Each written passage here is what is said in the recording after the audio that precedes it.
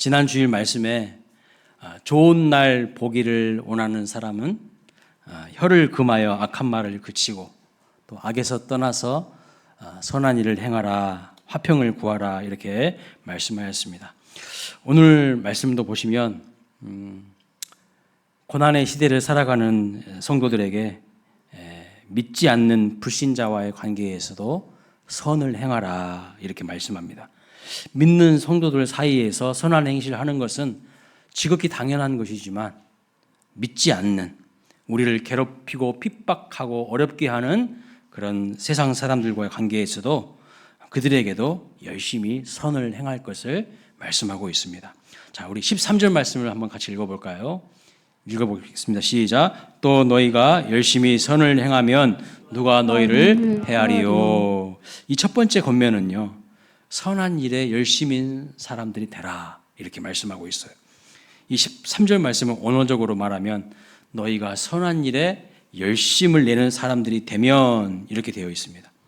자, 이 선한 일에 열심을 내는 사람, 열심인 자들이 헬라어로는요 샬롯이라고 되어 있어요. 샬롯. 우리는 이 말을 들어도 별로 감흥이 없지 않습니까? 그런데 이 초대교회 성도들에게는 베드로가 이 서신을 기록할 때에는 샬롯 하면 떠오르는 사람들이 딱 있었어요. 그러니까 그들에게는 마음에 감흥이 있다는 거예요. 뭘 말하는지가 명확하다는 거예요. 우리는 그냥 그런가 보다 이렇게 생각할 수 있는데 그들은 다르다는 겁니다. 바로 이 샬롯 하면 떠오르는 사람들은 누구냐면 열심당원들이었어요. 열심당원. 이 사람들은요 일종의 독립운동가들입니다. 독립투사들이에요. 그 당시에 이스라엘이 로마의 식민지였고 이스라엘 독립을 위해서 싸운 사람들입니다. 우리나라도 일제시대에 독립투사들이 있지 않습니까? 또 매국노 친일파들도 있었죠. 똑같은 거예요. 이스라엘에서도 이 세리들이나 헤롯 땅은요 친로마파에 속한 사람들입니다. 이렇게 친로마파가 있었고 독립을 꿈꾸는 독립투사들 같은 반로마파 독립운동가들도 있었습니다. 그들을 보고 무엇이라 하는가? 샬롯이라고 불렀어요. 이 사람들은 항상 자기 속에 칼을 품고 다녔던 사람들입니다. 그래서 민족의 반역자들을 처단하는 그런 사람들이었어요.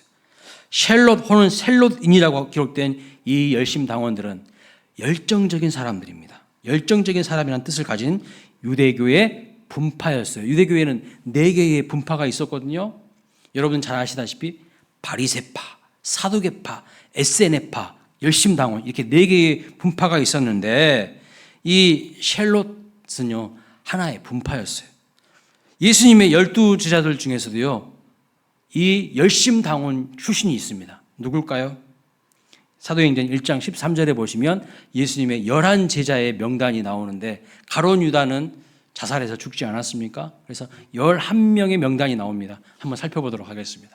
읽어보겠습니다. 시작. 베드로, 요한, 야고보, 안드레와 빌립, 도마와 바돌로메, 마테와 및 알페오의 아들 야고보, 샬롯인 시몬, 야고보의 아들 유다가 다 거기 있어. 시몬을 가리켜서 뭐라고 합니까? 샬롯인이라고 말하고 있어요. 열심당원 출신이라는 거예요.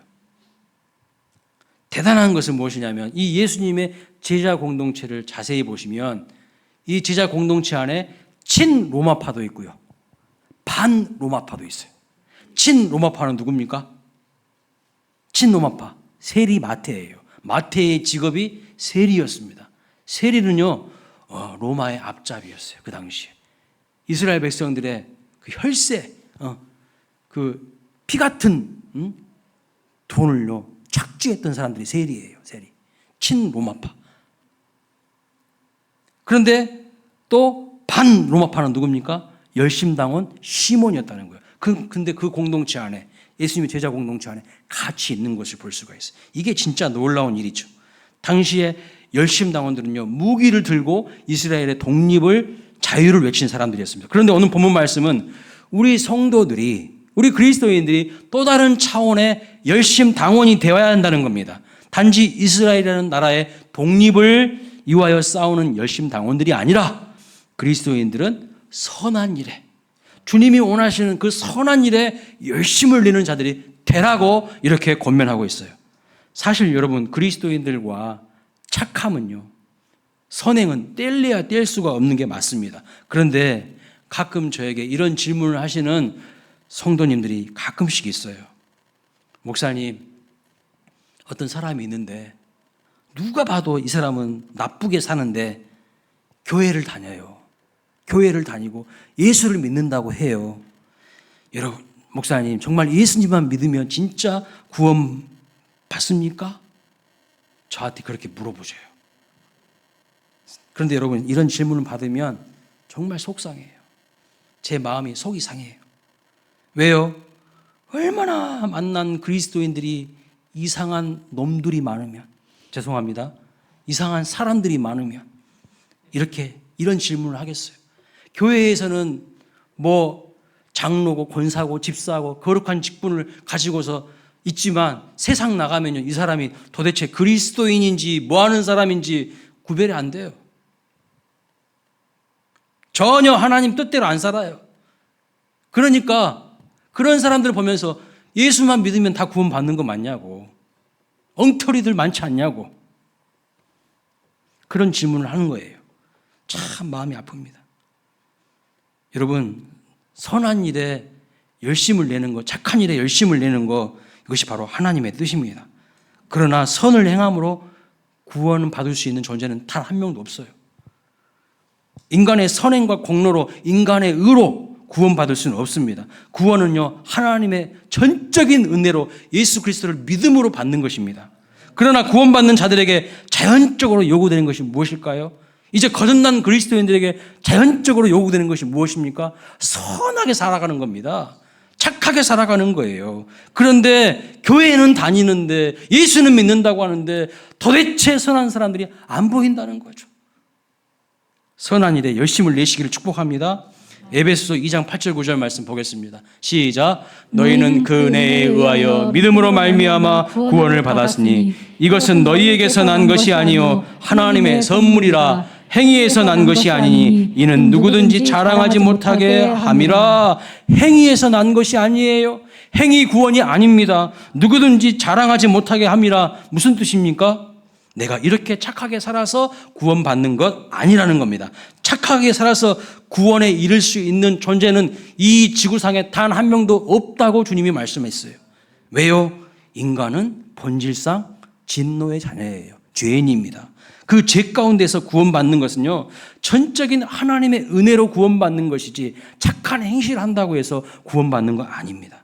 그러면 하나님의 은혜로 예수 그리스도를 믿고 구원받게 된 사람은 어떻게 살아가야 할까요? 이제 새롭게 거듭나고 하나님의 자녀가 된 우리는요, 새로워진 우리 존재에 합당한 삶을 살아가야 한다고 말씀합니다. 내 존재가 예수 믿기 전에는 어떤 존재였습니까? 본질상 진노의 자녀였어요. 허물과 죄로 죽었던 너희를 다시 살리셨다고 말씀하고 있어요. 죽었던이라고 과거형으로 쓰고 있어요. 이미 영적으로 예수 안 믿는 사람은요, 죽어 있어요. 근데 그 죽은 자를 다시 살리셨어요. 믿으십니까? 우리는 죄인이었어요. 그런데 예수 그리스도의 그 십자가에서 나를 위해서 대속의 피를 흘리시고 내 죄를 용서해 주신 것을 믿고 예수님께서 나를 위해서 영생을 주시기 위해 구원하신 것을, 부활하신 것을 믿는 자에게는요, 새로운 신분과 정체성과 그리고 존재로의 변화가 일어납니다. 이제는요, 하나님의 자녀가 되었고 예수 그리스도 안에서 새로운 피조물이 되었고 우리는 이제 의인이 되었어요. 할렐루야. 더 나아가 베드로전서 2장 9절에는 이렇게 말씀하고 있어요. 같이 읽습니다. 너희는 택하신 족속이요 왕같은 제사장들이요 거룩한 나라요 그의 소유가 된 백성이라고 말씀합니다. 그 뒤에 보시면 이어서 뭐라고 말하냐면 너희를 이렇게 부르신 이유는 하나님의 아름다운 덕을 선포하도록 부르셨다고 말씀하고 있어요. 하나님의 은혜와 하나님의 덕을 너희들을 통하여서 드러내기를 원하신다고. 만방에 드러내기를 원하신다고. 그러면 여러분, 만방에 드러내려면 어떻게 살아야 될까요? 고난 가운데서도 선한 일에 열심을 내라는 거예요. 선한 일에. 그런데 요한계시록에 보면요, 라오디게아 교회 성도들을 책망하면서 뭐라고 말합니까? 뜨겁지도 않고 차지도 않다고, 미지근하다고, 그 열심 없는 그들을 예수님이 책망하고 있는 것을 볼 수 있어요. 회개하라고 말씀하고 있어요. 오늘 우리는 정말 선한 일에 열심을 내고 있습니까? 자, 구원받은 하나님의 사람은 어떻게 살아가야 될까요? 새로운 신분과 정체성과 그 존재의 변화에 맞춰서 살아가야 되는데, 우리를 구원하여 주신 이유, 우리를 지으신 이유가 무엇인가? 에베소 2장 10절에서 계속해서 이렇게 말합니다. 우리는 그의 만드신 바라 그리스도 예수 안에서 선한 일을 위하여 지으심을 받은 자니, 선한 일을 위하여서 우리를 지으신 것이고 우리를 구원하시고 우리를 새로운 피조물로 삼으셨다고 말씀하고 있어요. 우리 지음 받은 목적 자체가 뭡니까? 하나님이 우리를 만드신 이유가 무엇입니까? 그리스도 예수 안에서 선한 일을 위하여서 지음 받은 줄로 믿습니다. 아멘. 구원받은 우리는요, 선하게 살아가야 돼요. 하나님을 마음에 품고 열심히 살아가야 됩니다. 그게 하나님의 뜻이에요. 그리고 예수님도 이런 말씀하셨어요. 마태복음 5장 16절입니다. 같이 읽어볼까요? 시작. 이같이 너희 빛이 사람 앞에 비추게 하여 그들로 너희 착한 행실을 보고 하늘에 계신 너희 아버지께 영광을 돌리게 하라. 하나님의 뜻이 무엇이라고요? 거듭나고 구원받은 하나님의 백성들에게 요구하신 하나님의 뜻이 무엇입니까? 너희 착한 행실을 보고 하나님께 영광을 돌리게 만들으라는 거예요. 여러분, 조폭들 아시죠? 조폭들도요, 팔에다가 뭐라고 쓰는지 아세요? 한번 보여줘 보세요. 조폭들도요, 착하게 살자, 이렇게 문신을 해놔요. 근데 제가 저 그림을 보면서 한참 생각에 잠겼어요. 아, 팔뚝에다는 착하게 살자고 해놓고는 인상은요, 험악해. 하는 짓은 엄청 험악해. 다른 사람들 접근도 못하게 해. 혹시 오늘날 우리 그리스도인들이 저러고 있지 않는가? 입으로는 착하게 살자고 해. 그런데 하는 행동이나 모습은요, 전혀 착하지가 않아.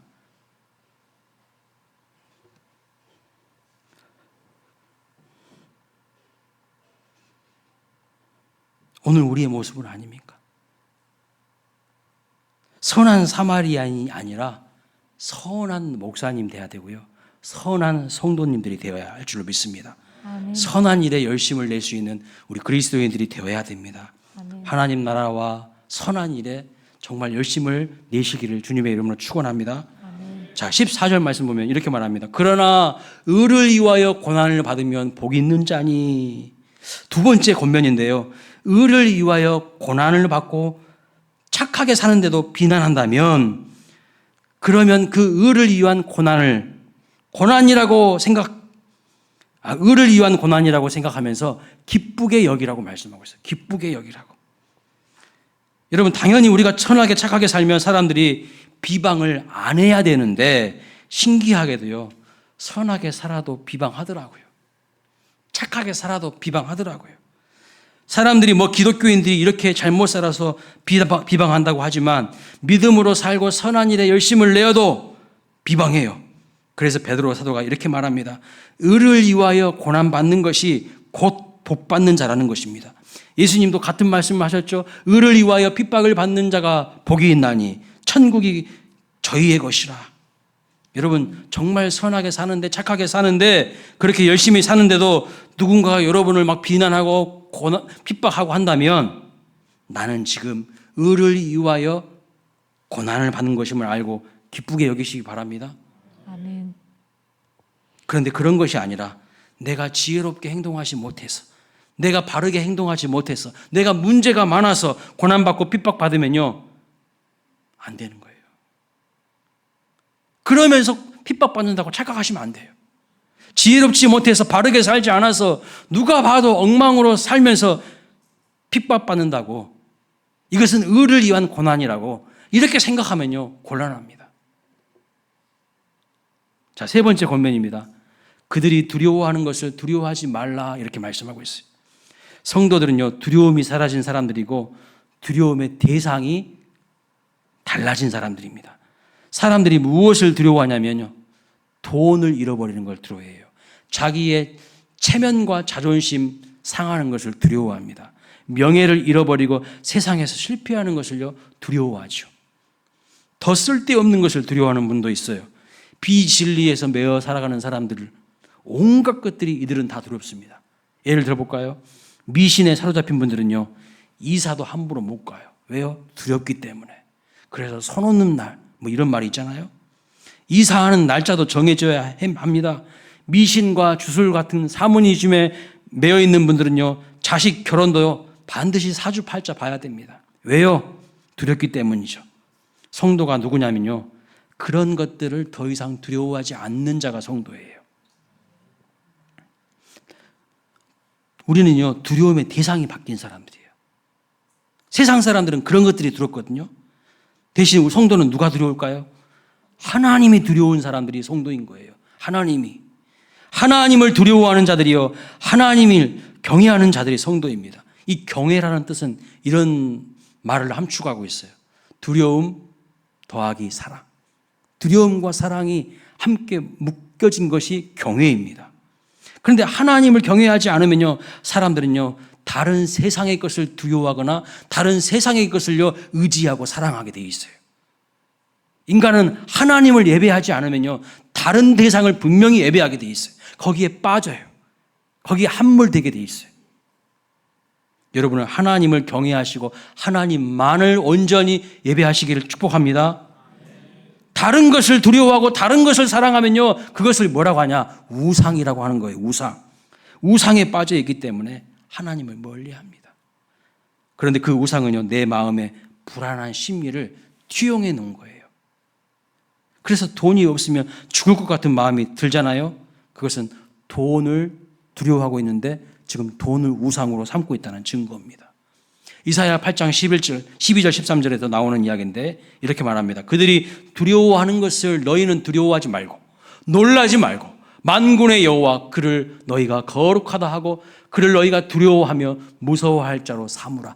만군의 여호와 하나님만을 두려워하시기를 주님의 이름으로 축원합니다. 아멘. 수직적인 차원에서 여호와 하나님을 경외하고 두려워하고 사랑하면 수평적 차원의 쓸데없는 것으로부터 여러분 우리는 두려워하지 않게 돼요. 불안해하지 않게 됩니다. 근심하지 말고 염려하지 마세요. 하나님께서 우리의 인생의 주인 되심을 믿으시기를 축원합니다. 자, 이제 이 다음 권면이 정말 중요합니다.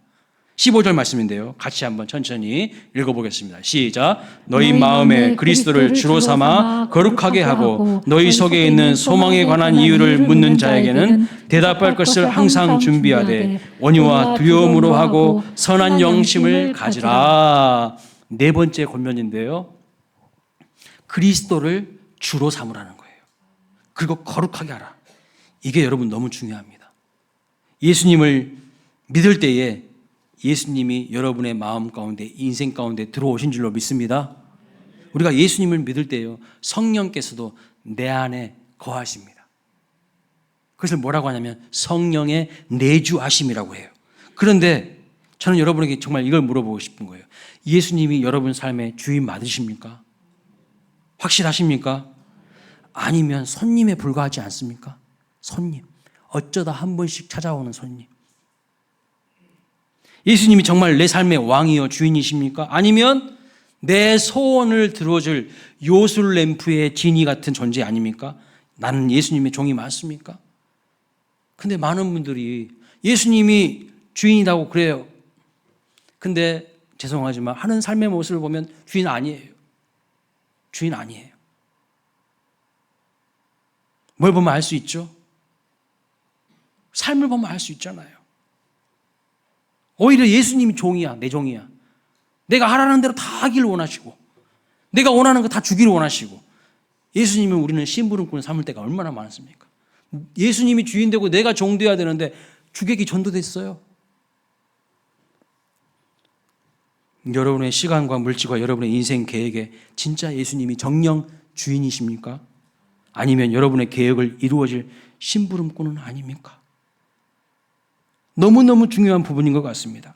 예수님이 우리 인생의 진정한 주인 되실 때에만 참된 평안과 기쁨이 있다는 것을 믿으시면 좋겠습니다.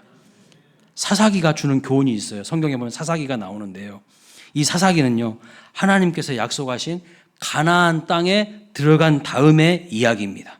그런데 약속의 땅, 축복의 땅, 가나안 복지라고 하지 않습니까? 복된 땅. 그런데 그 땅에 들어갔는데 사사기를 읽어보면요, 그 당시에 백성들이 하나도 행복하지가 않아요. 젖과 꿀이 흐르는 복지라고 하는데 행복하지가 않아요. 영적인 암흑기예요, 사사기는.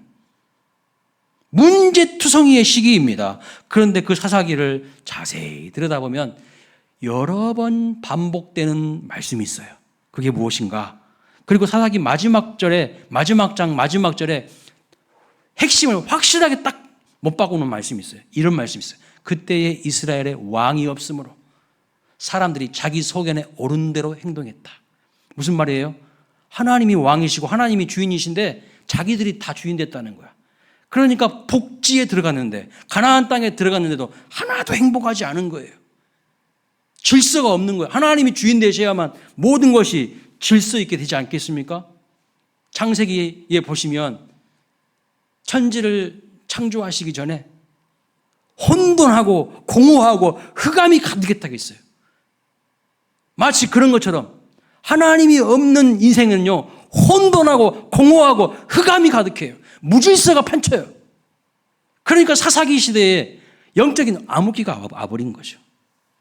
무슨 말일까요? 하나님이 왕이시고 하나님이 주인이신데 이스라엘 사람들이 약속의 땅 가나안 땅에 들어가 봤지만 하나님을 왕으로 섬기지 않는 겁니다.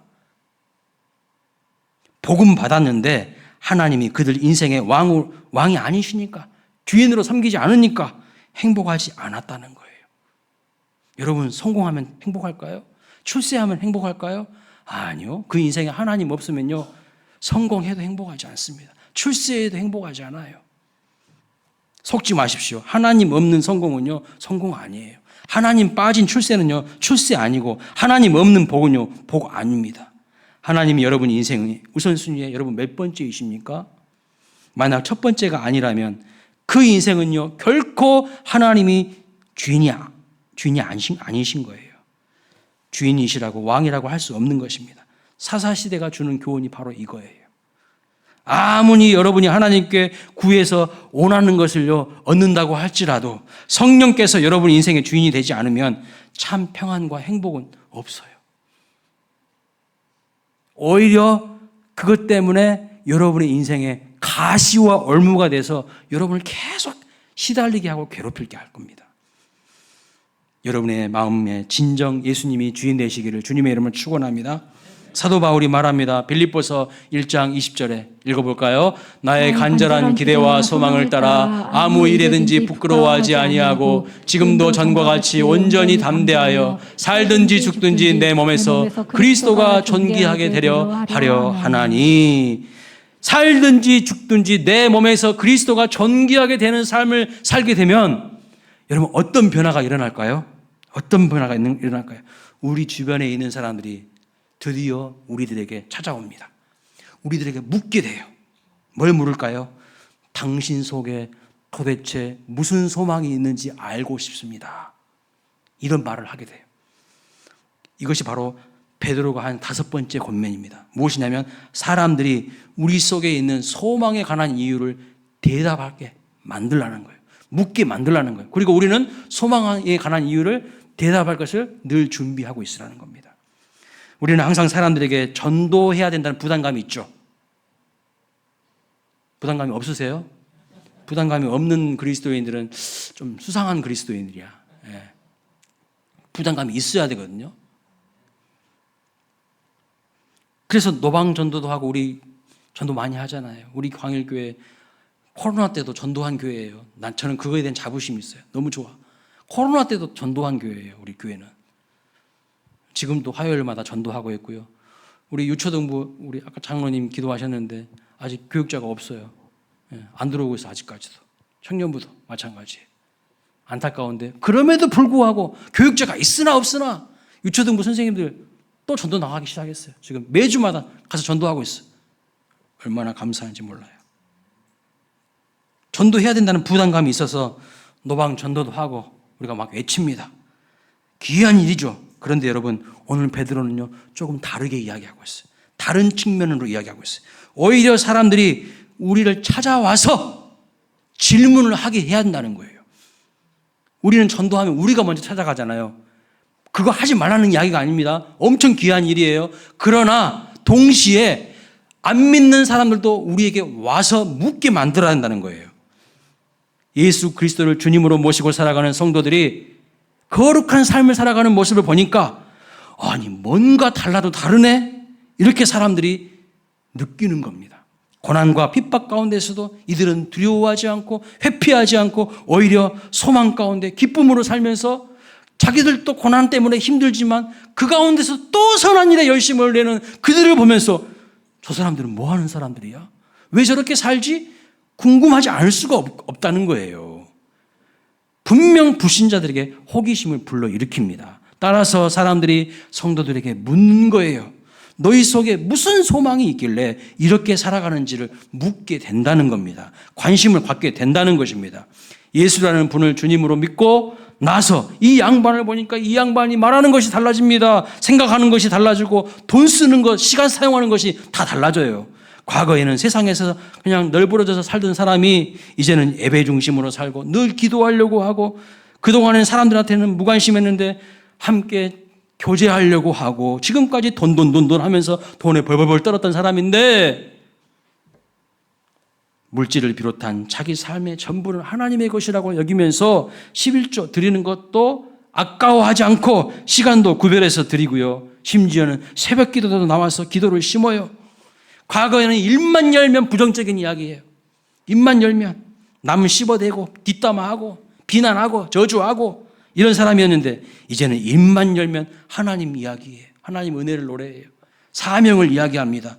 그러면서도 늘 선한 일에 힘을 쓰면서 살아갑니다. 이렇게 사람이 달라지니까요. 주변 사람들이 묻지 않을 수가 없는 거예요. 신기하지 않을 수가 없는 겁니다. 여러분 가장 강력한 전도는 뭐냐면 내 삶이 달라지고 변화되면 그것으로 인해서 내 주변 사람들이 영향을 받게 되는 것. 그것이 가장 강력한 전도입니다. 그러면 분명 주변 사람들이 무슨 일이 당신 인생 가운데 있었는지 무엇을 당신은 소망하는지 물어보게 됩니다. 그때에 여러분 대답할 것을 준비하라고 말씀하고 있는 거예요.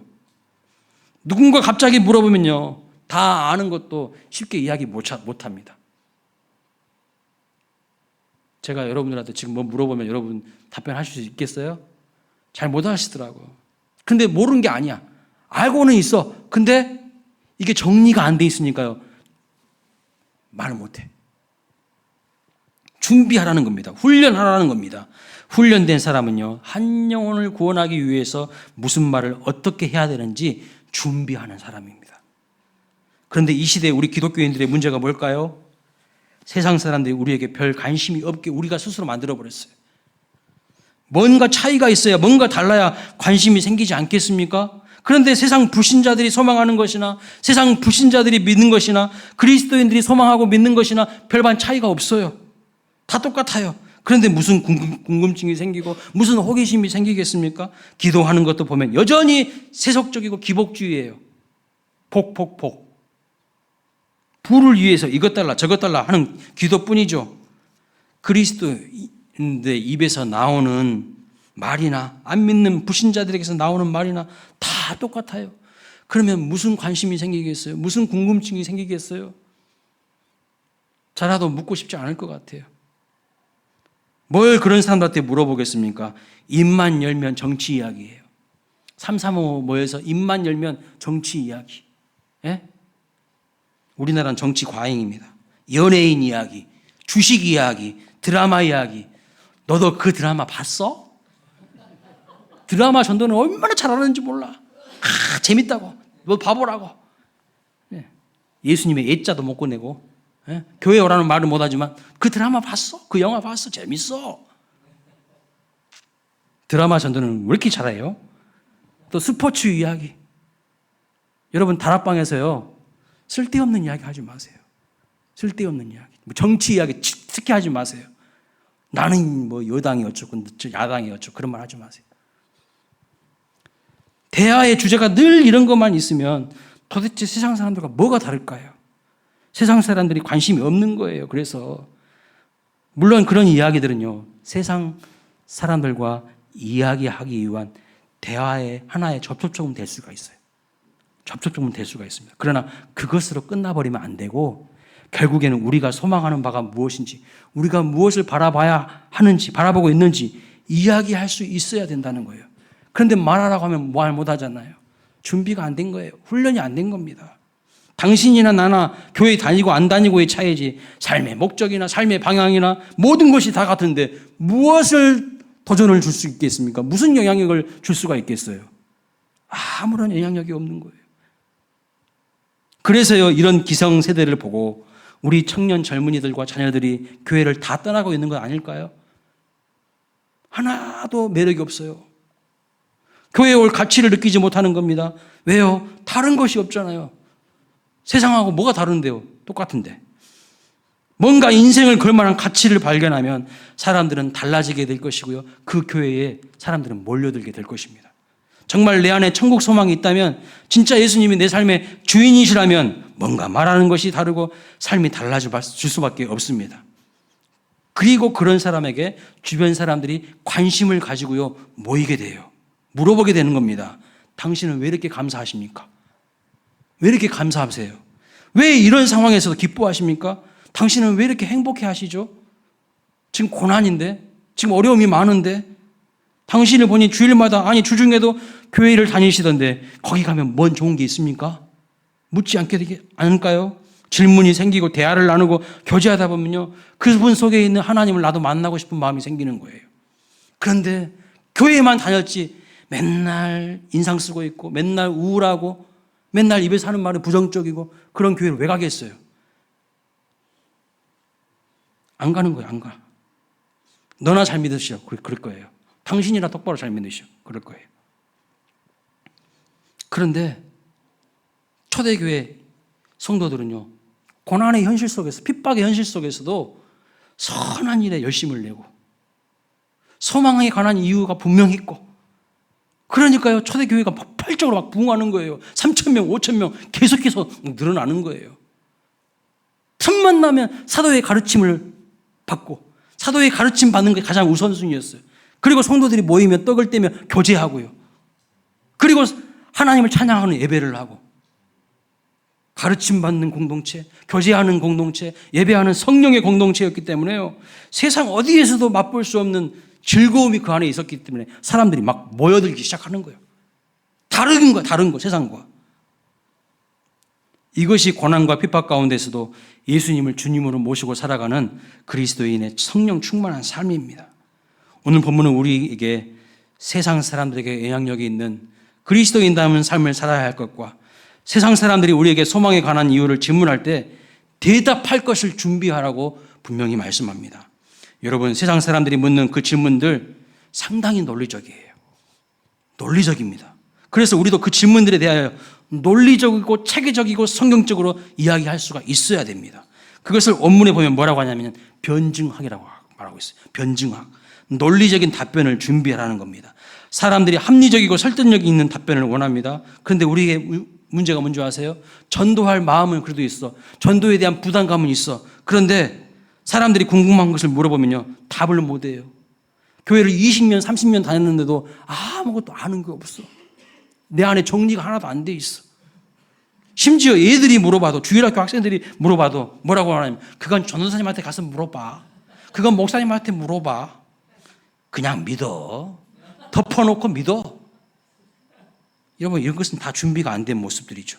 훈련이 안 된 모습들이에요. 여러분, 머리가 이해가 되지 않는데 가슴이 어떻게 열정적으로 하나님을 예배하겠습니까? 하나님이 우리를 이성적인 존재로 창조하셨어요.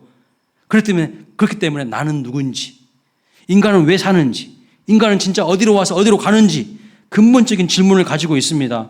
성경은 진짜 왜 믿을 만한 책인지 설명을 해줘야 될 거 아닙니까? 예수님이 왜 유일한 구원자라고 하시는지 답을 원하는 거예요. 여러분, 누군가에게 잘 설명할 만한 준비가 되셨습니까? 주님은 오늘 우리에게요, 대답할 것을 준비하라고 말씀하고 있어요. 그래서 여러분, 정말 부탁드립니다. 교회에서 교육받고 훈련 받으라고 하면요, 뒤로 빼지 마시고 열심히 참여하세요. 열심히 하세요. 열심히. 하나님은 우리에게 엄청난 은혜를 준비해 놓고 계시고 우리를 통하여서 놀라운 새 일을 하시려고 하는데 우리가 준비가 하나도 안 돼 있어. 그게 오늘날 우리의 문제 아닙니까?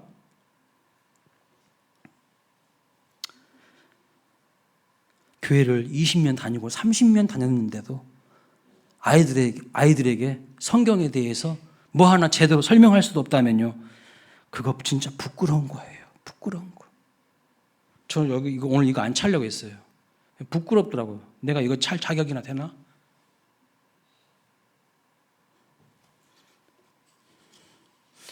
모든 성도님들의 마음에 예수 그리스도를 주로 모시고 거룩한 삶을 살아가시길 축원합니다.